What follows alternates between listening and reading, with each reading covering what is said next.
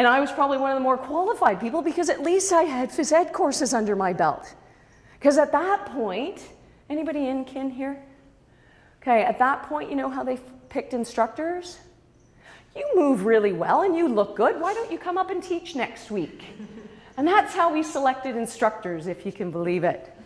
We've come a long way since then. We've got a ways to go, but we've evolved since that point. So I started teaching fitness classes, and you know what? I really liked it. It was a lot of fun, but I really hadn't given it too much thought as a career path or anything. But it did become a big part of my life.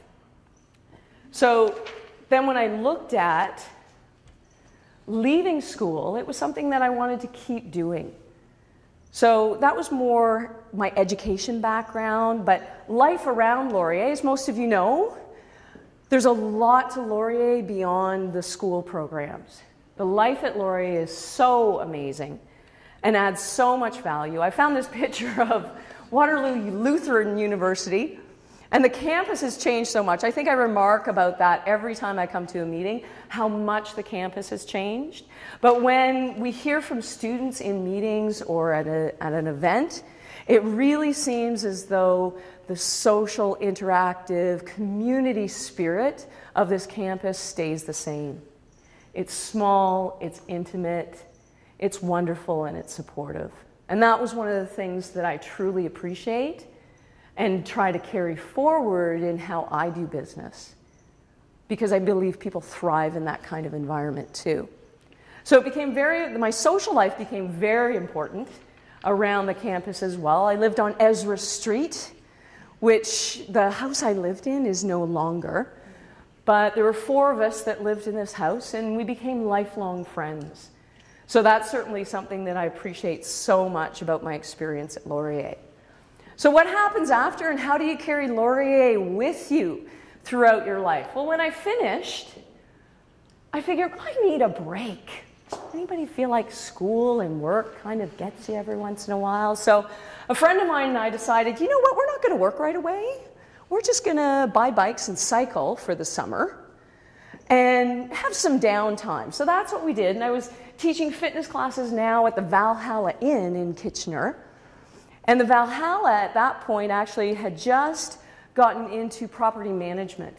And they were managing the Muskoka Sands, which this is a picture of, and it really is, well, it's kind of blurry on here. It's a beautiful Muskoka property that has expanded a lot since I've been there too. I wish they had the golf course when I was there. But they took over the property management of Muskoka Sands, and my boss at the Valhalla was married, and her husband had his own business here, so she wasn't really wanting to move, but they needed a recreation director up at this resort. So I put up my hand because that seemed like a good thing to do for the summer, and I was next in line.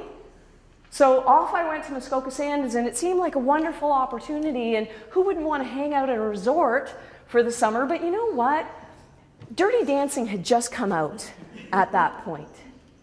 And I swear, every staff member who applied for a job there had seen that movie and thought that was going to be their summer. And it pretty much was. So instead of me having this fabulous carefree summer up at a resort, I was den mother to 20 students who were having their first experience away in the summer at a Muskoka resort for the very first time. It was Dirty Dancing, but I was in charge. And it was an incredibly interesting experience in a lot of different ways, certainly personally and socially. However, I was just graduated and I had the opportunity to be a department manager at a large resort. I managed 20 staff. I had to do weekly reports. I had to do the payroll. I had to do all the reporting to the manager of the hotel. So it was a wonderful business experience that I didn't get here because I wish I'd taken a minor in business. So I really appreciate that accidental leap into that position because it added to the experience that I had here at Laurier and certainly set me up for a good business opportunity down the line.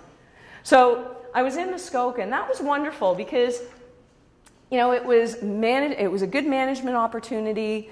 Also teaching fitness, I was a big fish in a small pond. I'd come from the city and there was absolutely nothing happening up in the Muskoka area for fitness. There were no fitness clubs, there were no fitness classes. So I was the expert. I didn't know that much, quite honestly. But I was the perceived expert, so I started up different classes. They had the fire college just around the bay from Muskoka Sands. So we started classes and training for the firefighters. I did my first corporate fitness before I even knew it. Now, the career development opportunities, though, not so much. The social opportunities as a single young person in Muskoka, not so much after the summer. So I decided after a year and a half that I should come back down more to what we would term as civilization, or not, depending on your perspective of the Toronto GTA area. But I did decide that I needed to do something to develop my career path. But again, I wasn't really sure what I wanted to do. I had phys ed and communications background, but what job did that train me for?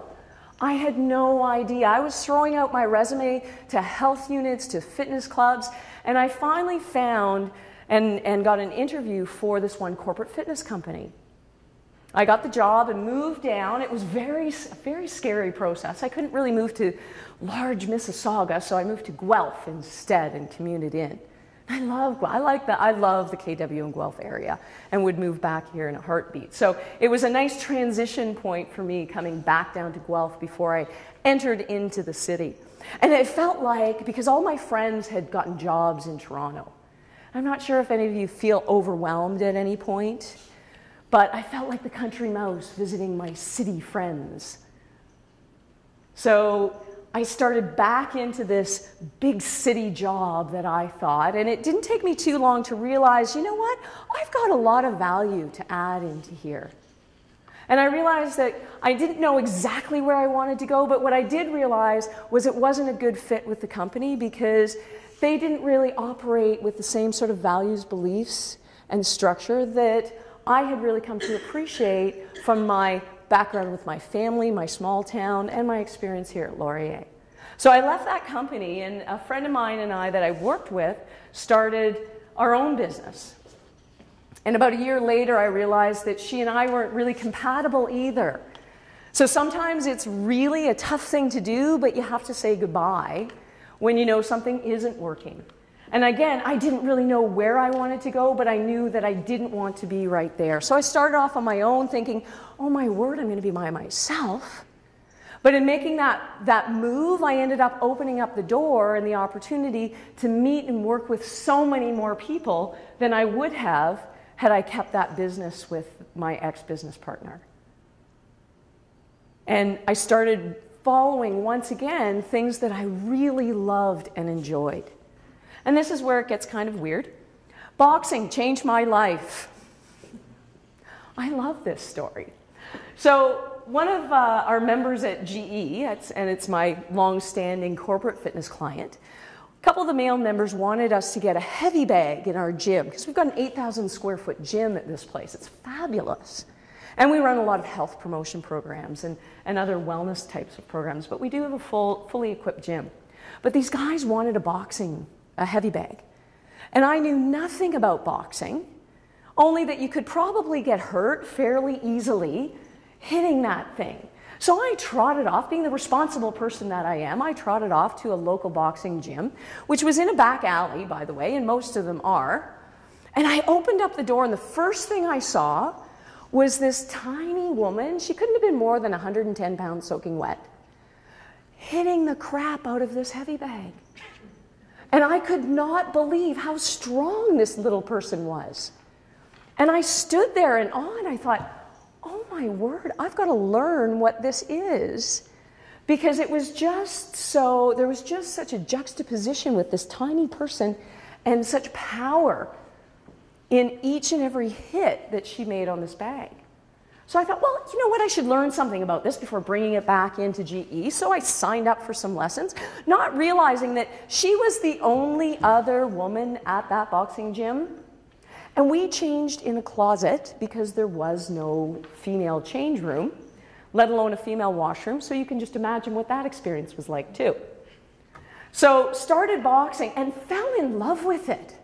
Now, I've got a sport background. I've pretty much covered every sport across the board in my past, but I'd never tried boxing.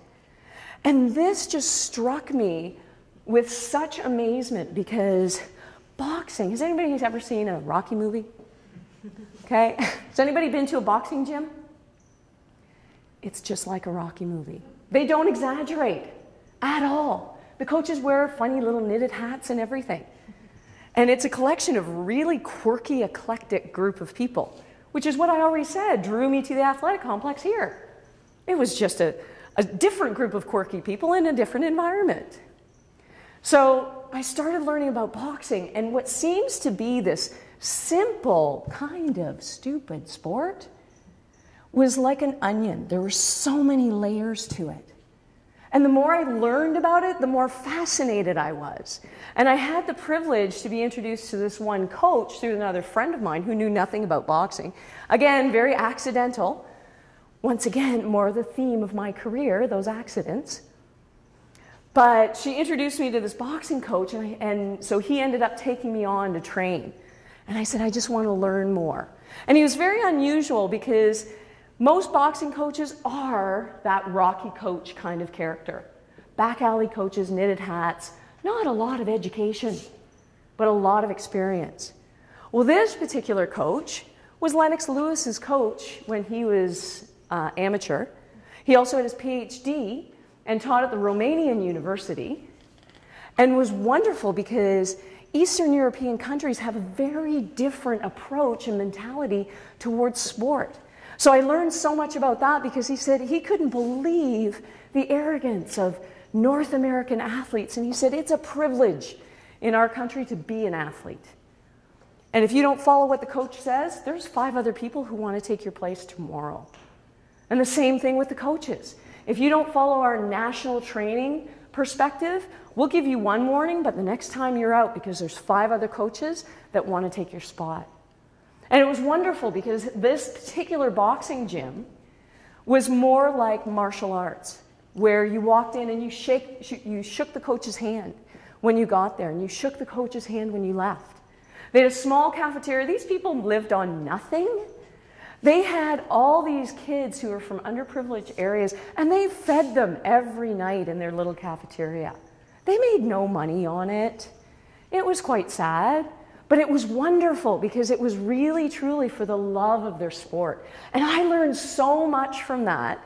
And I just was interested because, you know what, it was a different way of getting fit. And this was before Tae Bo hit, by the way. So after I got very excited about this, I, of course, wanted all of you to learn this as well. I wanted to share this. This is such a wonderful workout.